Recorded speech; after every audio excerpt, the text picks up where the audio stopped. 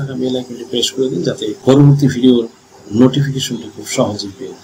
আর সময় নষ্ট না করে মূল আলোচনা চলে যায়। ভিউয়ার্স, আজকে যে টপিকটি নিয়ে আলোচনা করব তা হলো উত্তরাধিকার সনদ কি, উত্তরাধিকার সনদ করতে কি কি লাগে, উত্তরাধিকার সনদ করতে কি কি কাগজপত্র লাগে এবং কোর্ট ফি কত লাগে এবং কতদিন সময় লাগে, এই উত্তরাধিকার সনদ কেন প্রয়োজন হয়, সেই সব বিষয় নিয়ে আপনাদের সামনে হাজির হয়েছি। সুপ্রিয় দর্শক মণ্ডলী, লেটস গেট স্টার্টেড। পরিবারের অভিভাবকের মৃত্যু সবার জন্য চরম বেদনাদায়ক, কিন্তু কোনো ব্যক্তি মারা গেলে তার স্থাবর ও অস্থাবর সম্পদের মালিকানা পেতে আইনি বিধিবিধান আছে, যা আমাদের অনেকেরই কিন্তু অজানা। তাই তো পারিবারিক কলহ এড়াতে নিজেদের প্রয়োজনে আইন জানা জরুরি। এবার আপনাদের জন্য উত্তরাধিকার সনদ কি, কেন এবং কিভাবে পাবেন সেই সংক্রান্ত বিষয় নিয়ে আলোচনা করব। আবারও বলছি সুপ্রিয় দর্শক মণ্ডলী যে একটি কথা রয়েছে ইংরেজিতে যে ignorance of law is no excuse. That means আইন না জানা কোনো অজুহাত নয়। এই জন্যই যে আপনার আইন জানলে আপনার নিজস্ব যে জমি জমা সমস্যা থাকে বা পারিবারিক কোনো সমস্যা থাকলে বা নিজের ব্যক্তিগত কোনো সমস্যা থাকলে সেগুলো আপনি দেন সলভ করতে পারবেন এবং ডিসিশন নিতে পারবেন, ইনডিসিশনে ভুগতে হবে না। দ্যাটস ওয়াই আইন সকলেরই জানা উচিত, পাশাপাশি মানা উচিত। তো ভিউয়ার্স, আর সময় নষ্ট করে মূল আলোচনায় চলে যায় যে উত্তরাধিকার সনদ কি। বেসিক্যালি কোনো ব্যক্তি মারা গেলে তার বৈধ উত্তরাধিকার নির্ধারণ করে ক্ষমতা সম্পন্ন আদালত কর্তৃক যে সার্টিফিকেট ইস্যু করা হয় সেটি মূলত সাকসেসর সার্টিফিকেট বা উত্তরাধিকার সনদ। ভিউয়ার্স, সাধারণত মৃত ব্যক্তির ব্যাংকে জমানো টাকা, কোম্পানির শেয়ার, ডিবেঞ্চার, অস্থাবর সম্পত্তি, সঞ্চয়পত্র ইত্যাদি তার বৈধ ও ওয়ারিশগণ ব্যাংকে জমা টাকা উত্তোলন বা অন্যান্য বিষয়গুলো কোম্পানির শেয়ার, ডিবেঞ্চার, অস্থাবর সম্পত্তি, গাড়ি, সঞ্চয়পত্র ইত্যাদি নিজেদের নামে রেজিস্ট্রিভুক্ত কিংবা মালিকানার অংশ নির্ধারণ করতে চাইলে প্রয়োজন হয় সাকসেশন সার্টিফিকেটের। সাকসেশন আইন 1925-এর 370 থেকে 389 ধারায় সাকসেশন সার্টিফিকেটের বিধান বলা হয়েছে। সুপ্রিয় দর্শক মণ্ডলী, এবার আলোচনা করব উত্তরাধিকার হবেন কারা সেই সংক্রান্ত বিষয়।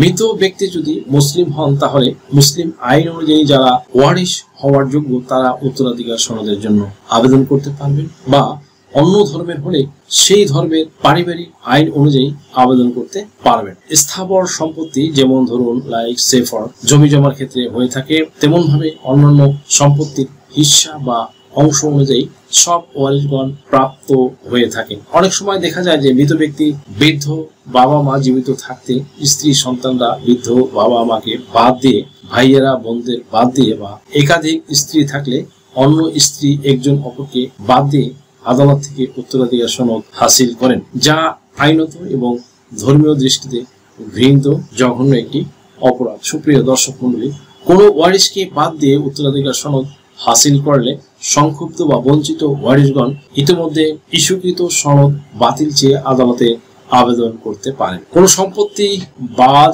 পড়ে থাকলে পরবর্তীতে সাকসেশন সার্টিফিকেটে বর্ধিতকরণের জন্য আবেদন করা যায়। সুপ্রিয় দর্শক মণ্ডলী, এবার আলোচনা করব কোর্ট ফি ও অন্যান্য খরচ কত হবে এক্ষেত্রে। প্রথম ধাপে আইনজীবীর ফি এবং ফাইলিং, দ্বিতীয় ধাপে আদালতের শুনানি আনতে আবেদন মঞ্জুর করলে কোর্ট ফি দাখিল করতে হয়। সেক্ষেত্রে যে সম্পত্তির জন্য আবেদন করা হয়েছে তার মান 20,000 টাকা পর্যন্ত হলে কোনো কোর্ট ফি দিতে হয় না, বাট 20,000 থেকে 1 লাখ পর্যন্ত 1% কোর্ট ফি দিতে হয়, আর 1,01,000 টাকা থেকে তদূর্ধ্ব হলে 2% হারে কোর্ট ফি জমা দিতে হবে। সুপ্রিয় দর্শক মণ্ডলী, এবার আলোচনা করব কি কি ডকুমেন্টস বা কাগজপত্র লাগবে সেই বিষয়।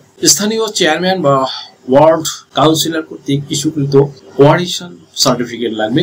সিটি কর্পোরেশন, পৌরসভা বা চেয়ারম্যানের অফিস থেকে মৃত ব্যক্তির অনলাইন মৃত্যু সনদ লাগবে, অর্থাৎ ডেথ সার্টিফিকেট। মৃত ব্যক্তিকে যে কবরস্থানে সমাহিত করা হয়েছে তৎমর্মে প্রত্যয়নপত্র, যদি ইফ পসিবল, যদি এটা সম্ভব হয়। মৃত ব্যক্তির কোনো হাসপাতাল বা ক্লিনিকে মৃত্যুবরণ করলে ওই প্রতিষ্ঠান থেকে প্রত্যয়নপত্র, যে যে সম্পদের জন্য আবেদন করা হবে তার বিস্তারিত প্রমাণপত্র লাগবে। সুপ্রিয় দর্শক মণ্ডলী, এরপরে আলোচনা করব সাকসেশন সার্টিফিকেট পেতে কতদিন সময় লাগে। ভিউয়ার্স, সময় আইন আদালতের কাছে সবচেয়ে গুরুত্বপূর্ণ একটি প্রশ্ন।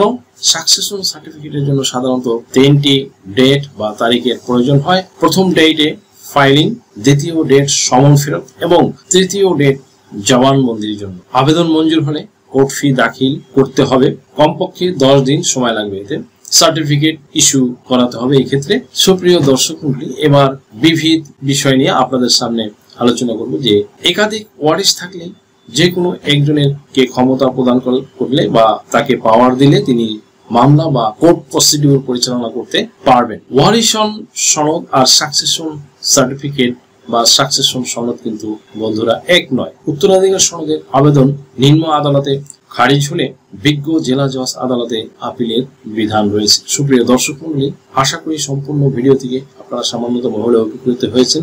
যদি ভিডিওটি আপনাদের সামান্যতম উপকার আসে তাহলে রিকোয়েস্ট করব চ্যানেলটি লাইক, শেয়ার, কমেন্টস এবং সাবস্ক্রাইব করে পাশে থাকা বেল আইকনটি প্রেস করে দিন, যাতে পরবর্তী ভিডিওর নোটিফিকেশনটি খুব সহজেই পেয়ে যান। সো আজকের মতো এখানে শেষ করছি। দেখা হবে অন্য কোনো দিন, অন্য কোনো ভিডিওতে, অন্য কোনো আইনি কন্টেন্ট নিয়ে। সেই পর্যন্ত সকলে ভালো থাকুন, সুস্থ থাকুন, নিরাপদে থাকুন।